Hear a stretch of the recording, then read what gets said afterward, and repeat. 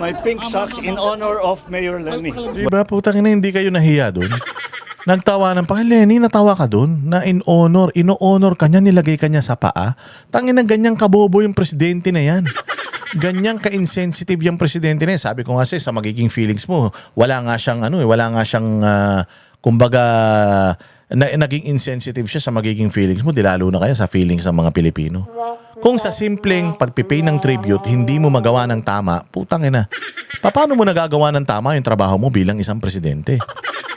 If you pay tribute, at least man lang pantalon ang sinuot mo na pink, o kaya t-shirt na pink, o kaya nagsombrero ka ng pink. O kaya yung kulay mo, yung kulay ng ipin mo, pinalitan mo ng pink, di ba?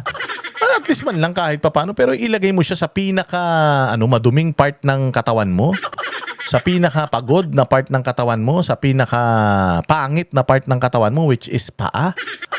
Kaya nga sinusuotan ng sapatos yung paa para yung mga kuko hindi makita Tapos ngayon, isunuot mo yung medyas. Lenny, ito ka, medyas ka, isusuot kita sa paa, tatapak-tapakan kita. Maghapon ko ng suot to, singhutin mo yung amoy ng ingrown ko.